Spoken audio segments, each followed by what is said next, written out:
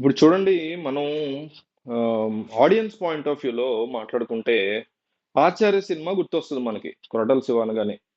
So ఆచార్య cinema చూసి కొంతకాలం gap తర్వాత ఎన్టీఆర్ తో వచ్చాడు కాబట్టి స్క్రీన్ ముందుకెళ్ళి అట్లా కూర్చొని చూడడం స్టార్ట్ చేసాం movie.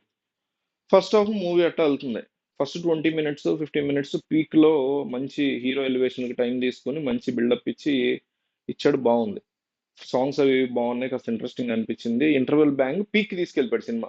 Okay, Koratala Siva is back with bang అనే ఫీలింగ్ వచ్చేసింది, నాకు కూడా అయితే అట్లాగే వచ్చింది.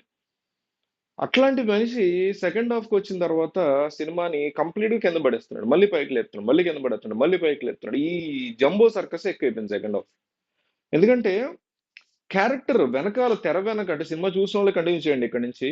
తెర వెనక తారక్ అంటే కొడుకు తారక్, కొడుకు ఎన్టీఆర్, ఫాదర్ ఎన్టీఆర్ ని ఎన్టీఆర్ అందాము, సన్ ఎన్టీఆర్ తారక్ అన్నాం. సో తారక్ భయపడిపోతూ భయపడిపోతూ మళ్ళీ తెర వెనక జరిగే వాటన్నిటికీ ఇతనే కారణం అని మనం ప్రిడిక్ట్ చేసేయచ్చు. ఓకే, ప్రిడిక్టబుల్ గురించి కూడా ప్రాబ్లం ఏం లేదు, స్టోరీ గురించి కూడా ప్రాబ్లం లేదు. ఏంటి ఇప్పుడు junior NT sorry Koratala Shiva సినిమాలు అనగానే ఫాదర్ ఆశయం తీర్చలేకపోతే దాన్ని తండ్రి చేసుకుంటూ వెళ్తాడు, ఆచార్యాల్లో కొడుకు తండ్రి తీరుస్తాడు, అంతే తప్ప పెద్ద మార్పు ఏం లేదు.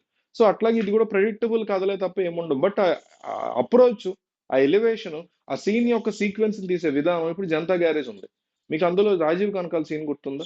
అసలు టాప్ నాచ్ ఉంటుంది.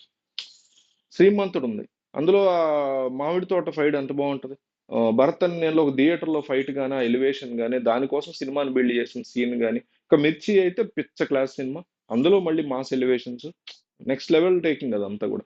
సో అట్లాంటిది అవన్నీ సెకండ్ హాఫ్ లో ఉంటాయి. అట్లాంటిది ఇందులో ఏమీ లేకపోవటం, ఒక రకమైనటువంటి ఫ్రస్ట్రేషన్ కి గురయ్యేటువంటి సిచ్యువేషన్ ఆడియన్స్ ఉన్నారు. సరే ఏదో ఒకటి చేస్తారు, ఏదో ఒకటి లాస్ట్ కి ఒక అబ్రప్ట్ ఎండింగ్, ఇదే మెయిన్ సినిమా ఫెయిల్ అవడానికి కారణం అనేటువంటి మాట. ఆ అబ్రప్ట్ ఎండింగ్ లో కూడా ఇందాకే చెప్పా, సినిమా చూసిన వాళ్ళే చూడండి, ఇక్కడి నుంచి కంటిన్యూ చేయండి, కనీసం ఇక్కడికన్నా ఆపని చూసేసి చూడని వాళ్ళు అయితే. ఆ బాహుబలి నుంచి ఎత్తుకొచ్చి కాపీ పెట్టడం చాలా క్లియర్ కట్ గా, ఎవరు చంపారంటే ఎవడు చంపాడు అనేది అక్కడ, తారక్ చంపాడు తండ్రిని అనేది ఒక ఎలివేషన్ గా అక్కడ కట్ చేయడం. అరే ప్రపంచవ్యాప్తంగా తెలుగు సినిమాని తీసుకెళ్ళినటువంటి బాహుబలిలోని కథే నువ్వు ఇక్కడ పట్టుకొచ్చి అదే పాయింట్ పెడితే ఎవరు కన్విన్స్ అవుతారు? అసలు దాన్ని ఎట్లా యాక్సెప్ట్ చేస్తారు? కట్టప్ప, వై కట్టప్ప కిల్డ్ బాహుబలి లాగా వై సన్ కిల్డ్ ఫాదర్ అనే దాంతో సెకండ్ పార్ట్ కి క్లిఫ్ హ్యాంగర్ ఎట్లా ఉంటది, అది ఎట్లా వర్కౌట్ అవుద్ది? అసలు ఛాన్సే లేదు. నేను అనుకోవడం ఏంటంటే ఒక మంచి స్క్రిప్ట్ రాసుకున్నాడు కొరటాల సెకండ్ హాఫ్ కోసం, కానీ సెకండ్ పార్ట్ అనేటువంటి ఒక వ్యామోహం. వీళ్ళకి బాహుబలి తర్వాత భారతీయుడు, రోబోటు, ఇప్పుడు పుష్ప, పుష్ప అయినా బాగుంటుంది, సెకండ్ హాఫ్ క్లిఫ్ హ్యాంగర్ చాలా బాగుంటుంది. ఆ అవన్నీ వేరు. అట్లా స్ట్రాంగ్ గా రాసుకున్నా పర్లా, రాసుకోవాలా?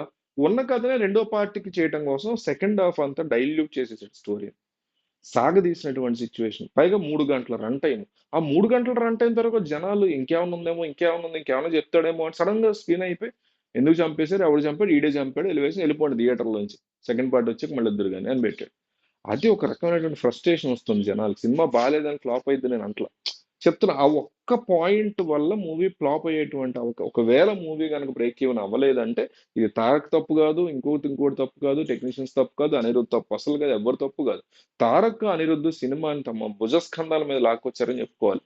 అట్లాంటి టైంలో ఈ రైటింగ్ ఏదైతే ఉందో అది ఇట్లా ఫెయిల్ అవడం, లాస్ట్ 10 మినిట్స్ బాహుబలి, అందరు థియేటర్లో బాహుబలి బాహుబలి అంటున్నారు.